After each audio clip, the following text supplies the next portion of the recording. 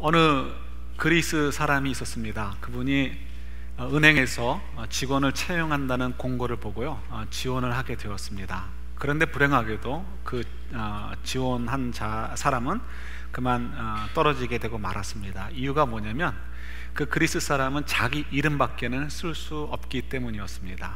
자기 이름밖에 쓰지 못하니까 떨어질 수밖에 없겠죠. 세월이 흘렀습니다. 미국의 어느 한 기자가 어느 한 유명한 실업인을 이렇게 인터뷰하게 되었습니다. 자서전을 쓰는 과정에서 인터뷰를 했는데요, 혹시 하고 싶은 말이 없느냐 그랬더니 이 실업인이 얘기를 합니다.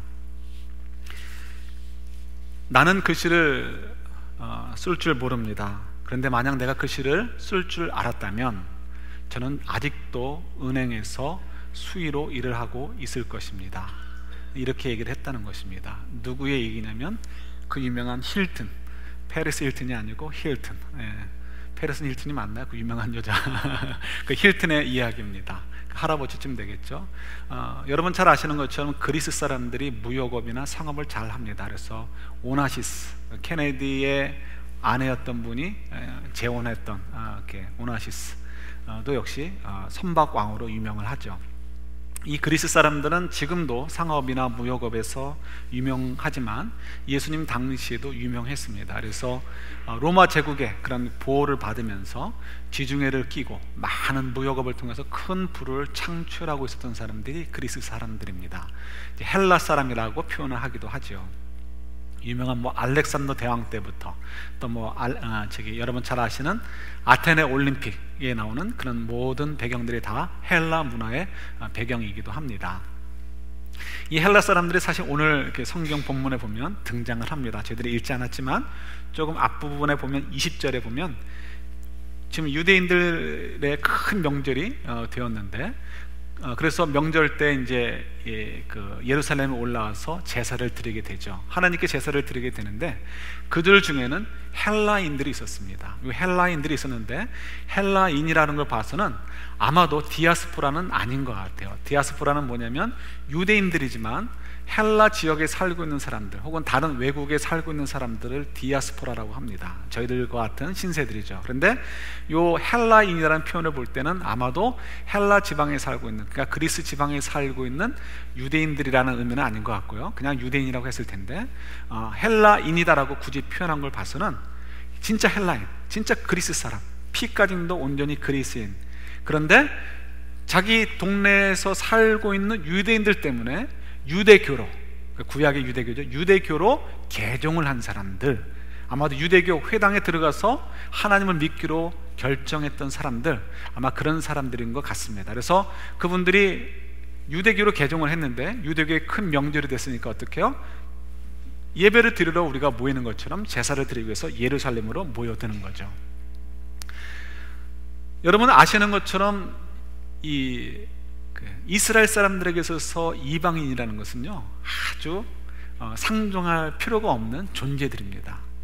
비록 지금 로마의 지배를 받고 있고 또 그들이 더 힘이 있지만, 그러나 그럼에도 불구하고 이 유대인들의 입장에서는 헬라 사람을 굉장히, 헬라 사람만이 아니고 모든 이방인 사람들을 굉장히 낮게 평을 했습니다. 그래서 심지어는 아주 직설적인 표현으로 진짜 이렇게 표현이 되죠. 뭐라고 표현하냐면 개만도 못한 사람들, 아주 개만도 못한 사람들로 평가할 정도로 굉장히 이렇게 이방인들을 우습게 여겼습니다. 근데 오늘 본문을 보면 전혀 다른 상황들이 보이는 거죠. 어떤 일들이 보여집니까?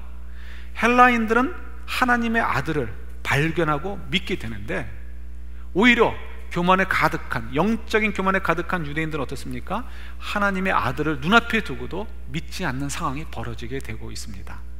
사실 요한복음은 헬라 사람들이 혹은 또 헬라 문화에 아주 익숙해 있는 사람들이 쉽게 이해하도록 복음을 적어 놓은 것이 요한복음입니다. 그래서 사복음서가 있음에도 불구하고 굳이 마태, 마가, 누가복음을 세 개를 공감복음이라고 얘기하고 요한복음 하나를 띄어서 얘기하는 이유가 거기에 있기도 합니다. 그래서 요한복음은 다른 마태, 마가, 누가복음과는 조금 다른 형식으로 기록되어 있습니다. 쉬운 예로 얘기해서 헬라 사람들이 쉽게 이해할 수 있도록 그들의 언어로 빗대어 가지고 그들의 좀 언어를 빌려 가지고 표현한 것이 요한복음이기도 합니다. 그래서 요한복음 1장부터 보면 벌써 헬라 철학의 냄새가 납니다. 헬라 철학의 냄새가 난다는 것은 그 언어들을 좀 빌려서 사용했지만 그렇다고 해서 헬라 철학의 미닝을 갖고 왔다는 것은 아니에요. 그 철학을 갖고 온 건 아니고 그들이 사용하는 단어를 이용해서 예수님의 복음을 잘 전하고 싶었던 거죠. 오늘 12장에도 보면 저희들이 읽지 않았지만 그 앞부분에 보면 예수님을 특별한 단어로 표현한 것이 있습니다. 예수님은 뭐라고 표현하는지 아세요? 빛이다, 빛이다. 이 빛이라는 것은 벌써 우리가 들을 때는 태양의 빛 이 생각을 하지만 헬라 철학에 익숙해 있는 이 헬라 사람들에게 뭐로 금방 연상이 되냐면요, 진리, 생명, 선 이런 것들로 금방 연상이 되는 거예요. 그러니까 예수님께서 빛이다 하시면 뭐예요? 예수님이 진리이시고 생명이시고 그리고 선이시다, 이런 것들이 뭐 그들의 표현을 하면 이데아라고 표현해도 좋고요, 그런 것들로 금방 연상이 되는 거죠. 그런데 반대로 이 세상을 갖다가 또 표현한 말이 있는데 그것이 뭐냐면 빛과 대비돼서 어둠이라는 단어로 표현을 합니다. 어둠 하면 또 헬라 사람들은 뭘 기억할까요? 저희들과 좀 달라요. 그들은 딱 생각할 때 거짓, 죽음, 아니면 악, 불의 이런 것들로 연상해서 생각을 합니다. 그러니까 헬라 사람들이 쉽게 복음을 이해할 수 있도록 그렇게 표현한 거죠. 정리하면 어떻게 돼요? 그러니까 빛이신 예수님께서 세상, 어두움인 세상 가운데 거하셔서 세상에 구원을 주시기 위해서 그 빛을 지금 발하고 계신다라는 것을 표현하고 있는 것이 헬라식 이제 복음을 전하는 방법인 거죠. 그래서 우리 오늘 본문 바로 앞부분에 보면 그런 내용들이 기록되어 있습니다. 자, 중요한 것은 이제 요한복음 전체가 또 이제 헬라 사람들에게 복음을 전한 것이기도 하지만 보세요. 조금 전에도 말씀드렸듯이 예수 그리스도의 어떻게 보면 피를 가지고 얘기한다면 친척들이 지금 예수님을 둘러싸고 있어요. 그러나 그들 가운데는 예수님을 믿는 사람들이 별로 없는 거예요. 오히려 멀리 헬라로부터 전혀 예수 그리스도를 알 수 없는 사람들이 지금 찾아와서는 예수님의 제자들께 부탁을 하는 거죠. 우리가 예수님에 대해서 알고 싶습니다. 우리가 예수 그리스도의 복음에 대해서 알고 싶습니다. 이런 표현들이 이제 12장 앞부분에 이제 숨겨져 있습니다. 재미있지 않습니까? 예. 그럼 왜 이런 결과들이 나올까요? 오늘 본문 가운데 이렇게 40절에 보면요, 하나님께서 유대인들의 마음을 열어주지 않으셨다는 표현이 있습니다. 그들이 하나님이 어떤 분이시고 예수님께서 어떤 분이시라는 것을 깨닫도록 마음을 좀 열어주시고 눈을 좀 뜨게 해주셔야 되는데 그러지 않으셨다는 것을 기록하고 있는 것을 봅니다. 이사야의 말씀을 인용을 한 거죠. 그러니까 오히려 어떤 면에서는 눈을 가리시고 깨닫지 못하도록 하셨다라는 것을 표현하고 있습니다. 그렇다면 이걸 어떻게 우리가 받아들여야 될까요? 아니, 우리에게 자유의지를 주신 건 좋지만 도와주시지는 못할 망정 오히려 방해하신다면 어떻게 우리가 예수님을 알 수 있겠어요? 그죠? 구약에 보면 비슷한 표현이 있습니다. 우리 찾아보진 않겠지만 출애굽기 7장 이후에 보면 10가지 재앙에 대한 이야기가 있습니다. 예수님께서 모세를 애굽으로 보내셨어요. 그리고 이스라엘 백성들을 구하기 위해서 10가지 재앙을 내리게 됩니다. 그런데 이상하게도 그때 보면 계속해서 재앙 때마다 표현이 반복되는 것이 있어요. 뭐냐면 하나님께서 바로의 마음을 완악하게 하셨다, 완악하게 하셨다, 완악하게 하셨다는 표현이 계속해서 반복이 됩니다. 하나님, 이왕이면 하나님께서 좀 인도주의적으로 생각을 하셔서 애굽 사람 한 사람의 피라도 좀 덜 흘리고 조금이라도 경제적인 손실을 좀 덜 입게 하고서 빨리 그냥 이스라엘 백성들만 뽑아내시면 되잖아요. 그러려면 어떻게 하시면 돼요? 하나님께서 바로의 마음만 움직이시면 돼요. 10가지 재앙 중에 한 가지도 필요 없어요. 그냥 꿈속에서라도 바로에게 나타나셔서 겁을 주시면 그걸로 끝나는 거예요. 근데 하나님께서 일부러 10가지 재앙을 내리시는데 10가지 재앙이 다 끝날 때까지 어떻게 하셨다고요? 바로의 마음이 깨닫지 못하도록, 바로의 마음이 체인지되지 못하도록 그의 마음을 완악하게 하셨다는 거예요. 이유가 뭘까요?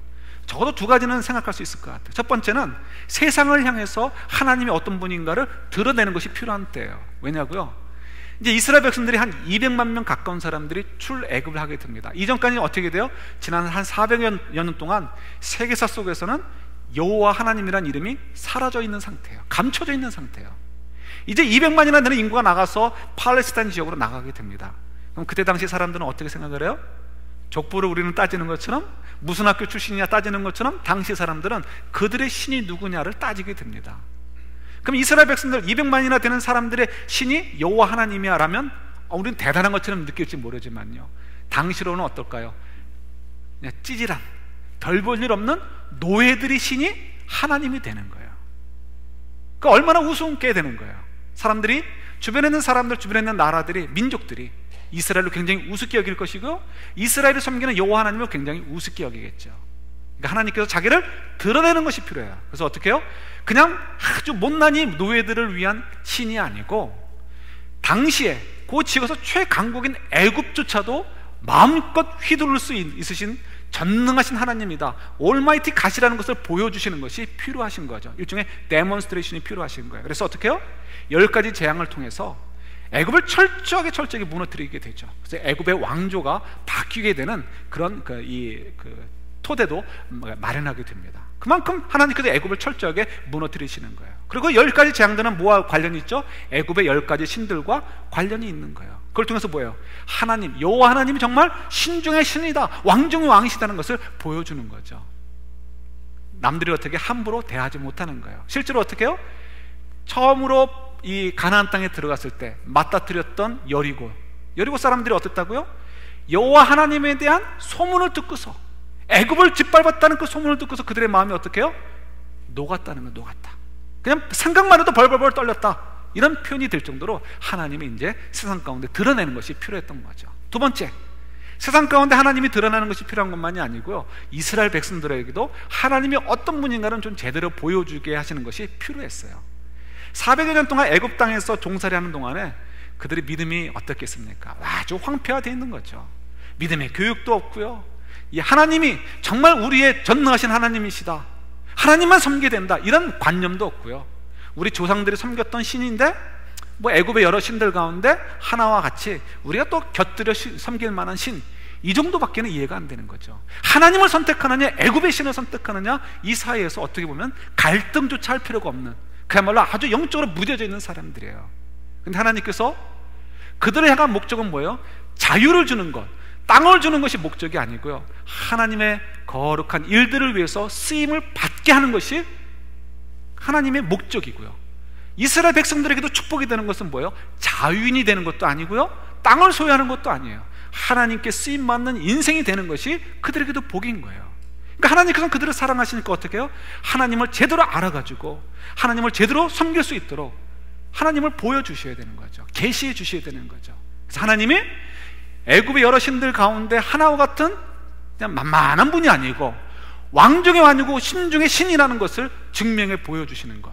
그래서 이스라엘 백성들의 마음속 깊이, 아 그렇구나, 우리의 하나님, 우리 조상 아브라함의 하나님은 정말 이와 같은 분이시고, 우리가 이 하나님의 말씀에 순종하고 따라가면, 이 하나님만 바라보고 살아가면 우리 인생이 우리가 성공할 수 있다라는 그런 인식을 갖도록 해주는 것, 그것이 하나님의 목표이기도 하셨던 거죠. 그래서 하나님이 바로를 가지고 그냥 데몬스트레이션 하시는 거죠. 마찬가지예요. 유대인들도 마찬가지였습니다. 유대인들도 아무리 아브라함의 자손이라 할지라도 그들 속에 성령이 임하지 않으시면 안 되는 거예요. 결론적으로 얘기한다면 사실은 무서운 얘기예요. 무서운 이야기. 하나님이 은혜 주신 자들에게는 예수 그리스도가 누구인지를 알게 되고요, 하나님이 어떤 분인지를 알아서 하나님의 은혜의 삶들을 살게 되지만, 하나님의 성령이 임하지 않는다면, 하나님의 은혜를 입하지 않는다면, 아무리 똑똑한 척하고 아무리 뭘 가진 것 같아도 사실은 죽음의 길을 갈 수밖에 없다는 것, 너무나 무섭고 아주 냉정한 이야기를 저희들에게 알려주시기도 합니다. 제가 적어드린 거 한번 보실래요? 한가운데 보시면 성경을 두 구절을 인용을 했습니다. 에베소 1장 4절하고 5절, 그 다음에 고린도전서 말씀인데요, 같이 한번 읽어볼까요? 같이 읽겠습니다. 곧 창세전에 그리스도 택하사 우리로 사랑 안에서 그 앞에 거룩하고 흠이 없게 하시려고 그 기쁘신 뜻대로 우리를 예정하사 예수 그리스도로 말미암아 자기의 아들들이 되게 하셨으니, 우리를 사랑하셔가지고 택하셨다는 거예요. 창세전부터. 그래서 우리로 하여금 하나님 앞에서 거룩하고 흠이 없게 하시려고, 이건 도덕적으로 윤리적으로 죄짓지 않고 깨끗하다 이런 차원이 아니고요, 하나님의 자녀, 하나님의 자녀로 살게 하시기 위해서라는 뜻이에요. 그 기쁘신 뜻대로 우리를 예정하셨다는 거죠. 그죠? 그 다음에 고린도전서 12장 3절 한번 같이 읽어볼까요? 또 성령으로 아니하고는 누구든지 예수를 주시라 할 수 없느니라. 아멘. 예, 그래서 우리에게 성령님을 허락하셔가지고 예수를 주로 고백하게 하셨다는 거예요. 그러니까 우리는 너무너무 감사한 거예요. 너무너무 감사한 거고, 반면에 정말 하나님의 자녀가 아닌 사람들에게는 어떻게 해요? 너무나 무서운 말씀이기도 한 거죠. 그러나 하나님의 관심은 어디 있는 거예요? 하나님의 자녀도 우리들에게 있는 거예요. 오늘 본문 가운데 보면 끝부분에 가서 그러나, 그렇죠? 그러나라는 접속사가 붙고 관리들 가운데는 예수를 믿는 자가 있었다라고 표현하는 것을 보게 됩니다. 그 많은 유대인들 가운데 예수님 믿는 사람들이 관리만은 아니었을 거예요. 다른 직종들도 있었을 거예요. 그러나 관리를 굳이 끄집어낸 이유는 보통 관리들이 어떻습니까? 진취적이보다는 조금 보수적이죠. 그러니까 보수적인 사람들조차도 어떻게 해요? 하나님을 통해서 예수 그리스도를 하나님의 아들로 볼 수 있는 사람들이 있었다는 거예요. 그리고 관리라는 것은 어떤 면에서 또 한 가지 특징은 힘이 어느 정도 있는 사람들이에요. 그럼에도 불구하고 그들이 어떻다고요? 자기가 예수님을 믿는다라고 드러내지 못했대요. 왜요? 출교를 당할까봐, 바리새인들 때문에 출교를 당할까봐, 그래서 이 예수 그리스도를 믿는다라고 고백하지 못하게 되었다는 거죠. 그래서 좀 질타는 투로 말씀을 주시는 것을 보게 됩니다. 왜 그랬을까요? 당시에 출교를 당한다는 것은 굉장히 어려운 얘기입니다. 전에도 한번 말씀드렸듯이 멕시코 우리 이현종 성리사님 때문에 알게 되었는데요, 복음을 전하면은 그분들이 천주교 신자들이기 때문에 쉽게 교회로 나올 수 있는 것으로 생각을 했어요. 그런데 쉽게 나올 수 없다는 거예요. 왜냐하면 천주교는 뭐가 있죠? Godfather라는 제도가 있잖아요. 그래서 이 모든 그 관계가 네트워킹이 돼 있어가지고요, 직장 생활도 Godfather가 있어야 되는 거고, 직장에서 그거를 유지하는 것도 그렇고, 학교를 가는 것도 그렇고, 뭐 돈을 빌리든지 뭘 하든지 간에 사회생활을 위해서는 이런 네트워킹이 필요한데요, 그러기 위해서는 천주교를 떠나면 안 된다는 거예요. 만약에 천주교를 떠나게 되면 어떻게 돼요? 무서운 거죠. 그 사회에서 외톨이가 되는 거예요. 정말 무섭게 되는 거죠. 지난 주간에 어느 인터넷에서 뉴스를 보았는데요, 한국의 교육방송이 있죠. EBS라는 교육방송이 있는데 거기서 2부작으로 다큐멘터리를 찍었는데 그 중에 그러니까 퍼스트 세션만 방영이 됐대요. 그래서 그 부분의 것들을 좀 기사화했는데 참 재미있는 기사였습니다. 어느 학교에서 아마 초등학교 4학년인 것 같아요. 제가 한 번 봤는데 다시 찾으려니까 못 찾겠더라고요. 그래서 제가 어렴풋한 기억으로 제가 말씀을 드립니다. 혹시 틀리더라도 용서하시고, 4학년 클래스의 한 명 아이가 왕따를 당하게 되었습니다. 선생님이 그걸 알게 되었어요. 왜 왕따를 당하나 했더니 그 아이가 좀 뚱뚱해요. 사진을 보니까 정말 뭐 보기 힘들 정도로 뚱뚱한 게 아니고 그냥 좀 토실토실한 것보단 조금 더 뚱뚱한 거, 그 정도예요.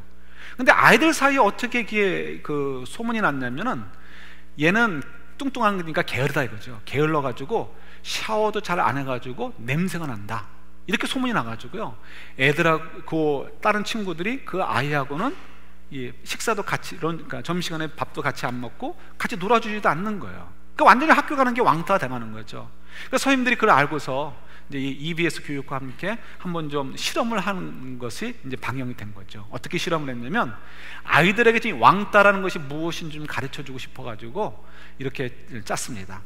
이제 선생님이 클래스에 와가지고요, 반 아이를 두 그룹으로 나누는 거예요. 어떻게 나눴냐면, 아이들이 관심 있는 게 뭐가 있죠? 키가 크다 작다에 관심이 있잖아요. 그래서 키가 큰 아이들은 우열한 아이들로 치고, 키가 작은 아이들은 아주 열등한 아이들로 이렇게 구분을 했습니다. 그래서 키가 작은 아이들에게는 이제 빨간 조끼를 입혔죠. 이게 뭐 그냥 그 가벼운 조끼 있죠. 근데 이거는 농담처럼 얘기하거나 아니면 뭐 이거는 테스트야 이런 얘기하지 않고요, 진심으로 그냥 아주 이게 진짜인 것처럼 아주 정색을 하고 진행을 했습니다. 그래서 선생님이 들어올 때나 또 다른 그 과목을 가르치는 선생님이 올 때는 항상 이 열등한, 그러니까 키가 작은, 그래서 빨간 조끼를 입은 아이들에게는 좀 무시를 하고 또 점수도 낮게 주고요, 반대로 키가 큰 아이들에게는 아주 칭찬해주고 점수도 좋게 주는 그런 일들을 진행을 했습니다. 예를 들어서 아이들이 일어나서 책을 읽히죠. 초등학교 때 그런 일 하잖아요. 그러면 작은 애들은 아무리 큰 소리로 읽어도, 야, 너 목소리 이렇게 작어, 왜 이렇게 발음이 영 그래, 좀 제대로 읽지 못하겠어, 이렇게 얘기를 하고요. 키 큰 아이들이 읽을 때는 좀 비실비실 읽어도, 야, 역시 키가 크니까 다르구나, 이런 식으로 칭찬을 해줍니다. 칠판에 문제를 적어놓고요, 나와서 풀게 합니다. 그러면 어떻게 해요? 키가 작은 아이들은 잘 맞춰도 야, 뭐 글씨가 이래, 이거밖에 못하겠어? 이게 무슨 말이야? 이런 식으로 무시를 하게 되고요. 키가 큰 아이가 나와서 답을 쓰게 되면 어떻게 해요? 조금 틀리는 것 같아도 너무너무 잘했다, 네 아이디어가 참 좋다, 이런 식으로 칭찬을 해주는 거예요. 아이들이 동료가 오기 시작을 합니다. 이게 계속되니까요, 심지어는 런치 시간이 왔습니다. 점심시간에 큰 아이들은 막 칭찬해주면서 먼저 먹게 합니다. 작은 아이들은 복도로 끄집어내가지고 뭐 잔소리 막 하고 나중에 먹게 하는 거죠. 너희들 열등한 아이들은 이렇게 해야 돼, 이런 식으로 아이들이 울기 시작을 합니다. 이제 그 다음에 어떻게 되는지 궁금해요. 저도 어떻게 찾아봐야 될지 모르겠는데 찾아서 한번 꼭 보고 싶어요. 여러분, 왕따라는 게 이렇게 무서워요. 큰 아이들은 점점 모든 일에 자신감을 갖게 되고요, 작은 아이들은 자신감을 잃어가게 되는 거예요. 하물며 두 그룹으로 나누어도 그런데 한 명을 가지고 그렇게 왕따를 한다면 어떻게 되겠습니까? 이건 정말 무서운 거예요. 무서운 거. 정말 무서운 거죠. 얼마나 악한 거예요. 사실은 정말 악한 거예요. 여러분, 이걸 이용해 먹으려면 안 돼요. 정말 하나님이 진노하십니다. 하나님의 진노가 여러분들 가운데 임하지 않았으면 좋겠어요. 우리 아이들에게도 잘 가르쳐야 돼요. 잘 가르쳐서 리더십이 뭐야? 리더십이 섬기는 리더십이에요. 하나님의 가치를 가르쳐야 되죠. 자, 어쨌든 간에 이런 왕따를 당하는 거 참 무서운 거죠. 근데 하나님께서 뭐라고 얘기하십니까? 사람의 영광을 더 좋아하고 하나님의 영광을 덜 좋아해가지고 지금 관리들 가운데 예수를 믿는 자들도 나는 예수님을 믿는 사람이라고 드러내지 못했다라고 질타하듯이 얘기하시는 것을 보게 됩니다. 우리 마음에 불뚝 어떤 생각이 들어요? 하나님이 도대체 우리의 상황을 몰라가지고 이렇게 요구하시지, 너무 우리에게 프레셔를 주시고 우리를 너무 푸시하는 거 아닌가, 이렇게 얘기할 수 있을지 몰라요. 정말 하나님께서 우리를 이해 못하셔가지고 우리의 삶의 정황을 이해를 못하셔서 그저 우리를 푸시하는 것일까요? 저는 그렇게 생각하지 않아요. 분명히 그렇지 않은 것 같아요. 왜 그럴까요? 사람의 영광, 하나님의 영광, 사람의 영광을 좋아한다는 것은 뭐예요? 하나님을 믿기 위해서 사람들 앞에 드러나다 보면 오게 되는 갖가지 핍박과 환난, 불편함이 있어요. 그러나 그것보다도 내가 하나님을 믿음을 고백하고 하나님의 방식대로 살게 될 때 얻게 되는 하나님의 복이 어떻다고요? 월등히 크다는 거예요. 비교할 수 없을 만큼. 그러니까 사실은 이 말씀을 우리에게 요구하시는 건 뭐예요? 하나님 우리에게 그냥 부담감을 주시기 위해서가 아니고 우리를 정말 사랑하시기 때문에 그런 거예요. 정말 사랑하셔가지고 너희들 이렇게 하는 것이 너희들의 인생이 꽃피고 아름다운 인생이 되지 않겠니? 너무너무 안타까우셔가지고 우리로 하여금 하나님의 놀라운 그 축복의 삶들을 살도록 하기 위해서 어떻게 해요? 우리 자꾸 권면하시는 의미인 거예요. 사랑의 언어, 사랑의 언어. 제가 이렇게 한두 주 전에 우연히 거울을 보게 되었습니다. 보려고 본 게 아니고 우연히 봤어요. 근데 그날따라 입이 조금 처져 있는 것 같은 거예요. 양쪽 끝이. 그래서 좀 깜짝 놀랐어요. 저는 어렸을 때부터 이렇게 쉽게 웃는 그런 스타일이었어가지고 입꼬리가 올라갔으면 올라갔지 내려갔을 그런 생각을 못 해봤는데 이게 내려가 있는 거예요. 그래서 내가 요즘 무슨 근심이 있나 이런 생각이 들고요, 내가 정말 행복하지 않은가, 내가 기쁨이 없나, 이런 생각을 솔직히 해봤어요. 그리고 사람이 자기 얼굴에 책임을 져야 되는데 내가 책임을 질 수 없는 사람이 되어버렸나 이런 생각이 들기도 하고요. 또 이 그리스도인이라면, 믿는 자라면 주님 안에서 우리 교회 비전대로 행복한 사람이어야 되는데 내가 행복하지 않은가 이런 생각을 가져보았습니다. 그래서 내가 좀 얼굴에 좀 신경을 써야 되겠다 이런 생각을 좀 해봤고요. 왜냐하면 제 신앙적으로는 제가 불편함이 없어요. 제가 정말 하나님 때문에 감사하고 기쁘고 좋은데 왜 그럴까? 그래서 제가 좀 신경을 써야 되겠다 해서 웃음에 대해서 좀 관심을 좀 갖게 되었습니다. 그래서 보니까 좀 자꾸 웃으면 좀 얼굴이 좀 좋아질 거 아니에요. 그래서 보니까 이 웃음의 그 효과가 여러 가지가 있더라고요. 그 중에 몇 가지가 있는데요, 처음에 좋은 점이에요. 마인드 컨트롤의 효과가 있다는 거예요. 우리가 실제로 좋을 때 웃잖아요. 그러나 좋지 않은 상황에서 웃으면은 그것이 우리 가운데 이렇게 워킹을 해가지고 우리도 모르게 기분이 좋아진다는 거예요. 그러니까 괜찮은 거죠, 그죠? 또 이게 이 전파 효과가 있대요. 내가 웃으면 다른 사람 다 힘들어도 내가 웃음을 통해서 그 웃음이 전파된다는 거죠. 젊음을 유지하는 데도 좋다고 하십니다. 그러니까 여러분 잘 웃으시는 거 좋은 것 같아요. 특히 건강에 좋대요.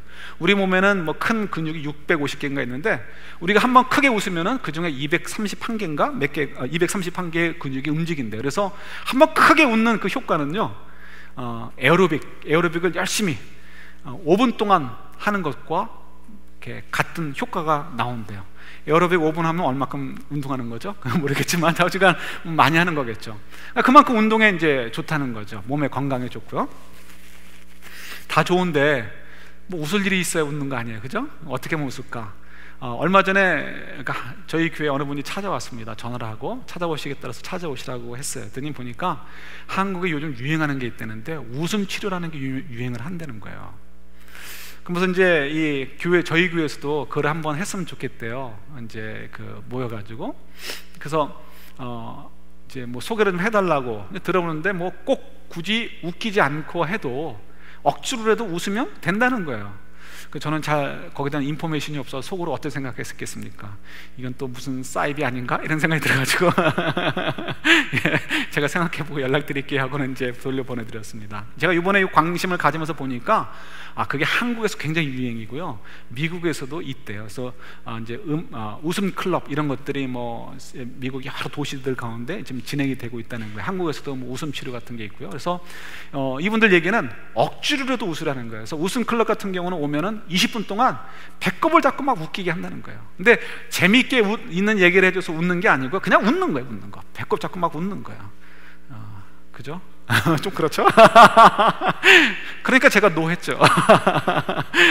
그런데 재밌는 것은요, 우리 뇌가 이럴 때는 좀 멍청하대요. 그래서 억지로 웃어도 이 뇌는 진짜 웃는 걸로 생각을 한대요. 그래서 진짜 웃는 거로 웃을 때 오게 되는 효과를 100%라고 그러면은 억지로 웃을 때에도 그 효과가 90%나 온다는 거예요. 그러니까 우리가 아침마다 어떻게 해요? 운동할 필요 없어요. 그냥 5분만 배꼽 잡고 웃으면 돼요. 근데 문제는 이렇게 그러니까 골방에 들어가서 하시면 될 것 같아요. 하시다가 기도하시다가 웃는 거, 예, 좋죠. 웃는 거 좋은 것 같아요. 우리가 어떻게 하면 웃으면 웃을 수 있을까요? 억지로 웃는 것도 좋지만 실제로 웃을 수 있을 것 같아요. 왜 웃을 수 있을까요? 세상의 영광을 보면 웃지 못해요. 하나가 좋으면 하나가 나빠요. 하나가 좋아도 더 좋은 게 보여서 늘 언제나 불안하고 불편해요. 근데 하나님의 영광을 보면 그것을 초월할 수가 있어요. 왜요? 이게 종교적인 얘기가 아니고요, 하나님 우리를 너무 사랑하시니까. 하나님 우리를 너무 사랑하시니까. 문제는 내 속에서 이 싸움이 해결이 안 돼요. 내 방식대로 하나님이 사랑해 주시면 좋은데 하나님이 그렇게 안 하시니 그게 좀 섭섭한 거예요. 우리 아이들을 키워봅니다. 아이들을 키워보면서 예를 들어서 용돈을 줄 수 있어요. 이제 이제 제 아들도 중학교 올라갔으니까 이제 초등학교 때랑 좀 달라야 되니까 용돈을 줘야 되나 이런 생각을 좀 하고 있는데요. 용돈을 주면 어떡합니까? 형제들 있으면 항상 보면 후다닥 써버리고 많은 형제가 있고, 그들 중에 하나는 어떻게 해요? 그걸 아껴가지고 모아두는 형제가 있죠. 그러면 어떻게 해요? 확 후다닥 써버리는 형제가 찾아가가지고 누나면 누나 돈 좀 달라. 그죠? 안 그래요? 그랬던 것 같아요, 저도. 근데 좀 가르쳐야 되는 거죠. 근데 아이들에게 가르치는데 만약에 용돈을 줬어요. 한 달에 만약에 50불이면 50불을 줬다 치자 이거요. 처음에 아이들은 그게 너무 신기해가지고 50불을 하루에 다 써버릴 수도 있어요. 그 다음에 나머지 30일을 그냥 살아야 돼요. 29일이든. 그러면 어떻게 해요? 자꾸 얘기하겠죠. 아쉬운 소리 하겠죠. 그러나 정말 그를 사랑한다면 트레이닝을 시켜야 되는 거예요. 안 줄 때 안 주면서 제대로 쓸 수 있도록, 그리고 이 자기를 컨트롤할 수 있도록 훈련을 시켜야 되는 거죠. 마찬가지예요. 우리가 원하는 바로 왜 하나님이 다 안 주실까? 왜 다 안 주실까? 30일 내내 50불씩 쓰게 하면 얼마나 좋아요. 그죠? 근데 하나님께서는 그냥 50불만 딱 주고는 한 달간 버텨보라는 거예요. 예를 들어서 그렇다는 거예요. 그 사이에서 저희들은 커다란 혼란에 빠집니다. 아이들이 혼란에 빠지듯이요. 그러나 아이들이 그 과정을 겪으면 어떻게 돼요? 아버지와 어머니의 뜻을 이해하게 되는 거죠. 저희들이 좀 할 수만 있다면 좀 생각할 것이 있어요. 우리 성경 한 군데만 더 찾아볼게요. 적어드리지 않았습니다만 로마서 8장 32절이요.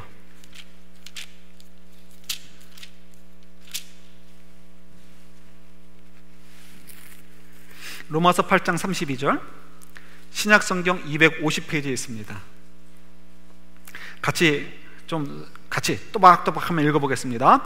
자기 아들을 아끼지 아니하시고 우리 모든 사람을 위하여 내주신 이가 어찌 그 아들과 함께 모든 것을 우리에게 주시지 아니하겠느냐. 아멘. 여러분, 아멘? 이게 믿어지세요? 자기 아들도 아끼지 않으신 분께서 그 밖에 무엇을 우리에게 아끼시겠어요? 그렇지 않습니까? 그건 뭐 너무너무 상식적인 얘기잖아요.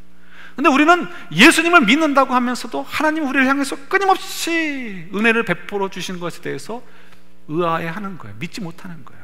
그 얘기는 뭐예요? 사실은 우리가 사실상 예수 그리스도의 십자가를 믿지 못한다는 것과 마찬가지인 거예요. 우리가 정말 예수 그리스도의 십자가를 믿는다면 묵상해 보자는 거예요. 부활절도 앞에 있으니까. 맞아, 하나님이 나를 사랑하셔서 자기 독생자 아들까지도 아끼지 않으시고 보내신 거라고 믿는다면 어떻게 돼요? 나머지 것들도 당연히 믿어질 수 있게 되는 거예요. 그러니까 어떻게 돼요? 생각만 해도 우리도 모르게 입꼬리가 올라가게 되는 거예요. 지금 내가 조금 광야길을 걷는 것처럼 느껴져도 하나님 나를 사랑하시는 거예요. 온 우주의 주인이신 하나님께서 나를 사랑하고 계시는 거예요. 그리고 그 사랑으로 약속해 주신 것들을 다 이루어주고 계셔요. 임마누엘 해주시겠다는 약속, 내가 너희와 함께 세상 끝날까지 함께 하겠다, 그 약속 어떻게 지금 이루어주고 계셔요? 우리 속에 누가 계셔요? 성령님이 계시잖아요. 그래서 아까 읽은 대로 성령으로 아니하고는 누구든지 예수를 주시라 할 수 없느니라. 우리가 예수를 주로 고백한다면 우리 안에 누가 계시다는 거예요? 성령님이 계시다는 거예요. 그러니까 어떻게 우리가 그래, 내가 예수를 주로 고백하는 걸 보니까 내가 하나님의 사랑을 받고 있는 거구나, 내가 이거 믿을 수 있으니까 나머지 약속도 어떻게 믿을 수 있어요? 없어요? 믿을 수 있는 거죠. 그러니까 어떻게 해요? 어떻게 하면 우리가 평생을 살면서 입꼬리가 점점 올라갈 수 있겠습니까? 할 수만 있는 대로 여러분 세상의 것을 보고 좀 여러분 판단하고, 여러분 일비 이런 거 있죠. 한 번 좋아하고 한 번 슬퍼하고 하지 마시고요. 일일이비, 그죠? 여러분 할 수만 있는 대로 하루에도 여러 번 하나님의 약속을 좀 묵상하시고요. 하나님이 정말 나를 사랑하시지, 이런 것들을 자꾸 좀 묵상하시고 생각하시면 좋겠어요. 그럼 어떻게 돼요? 그것이 믿어지니까 우리의 입꼬리가 올라가게 될 것이고요, 하나님의 사랑이 믿어지니까 하나님의 말씀대로 순종하면 내가 하나님의 복을 누리게 될 것을 확신하게 되니까 하나님의 말씀대로 살아가게 될 것이고요, 그럼 당연히 하나님이 약속해 주신 대로 어떻게 우리의 인생에 하나님의 복이 더 넘치도록 임하게 되는 거죠. 이런 삶들을 저희들이 살았으면 좋겠어요. 그래서 하나님께서 말씀하시는 거예요. 사람의 영광을 보지 말고 나의 영광을 좀 봐라. 나의 영광을 봐라. 좀 하나님의 영광을 믿는 믿음으로 저희들이 살았어요. 우리가 그냥 살면서 자꾸 하나님만 생각해도 기뻐가지고 입꼬리가 자꾸 올라가는 저희들, 그리고 그 안에서 하나님의 약속을 성취받는 그런 귀한 삶들을 사는 저와 여러분들이 되기를 우리 주님의 이름으로 축원합니다. 같이 기도하시겠습니다.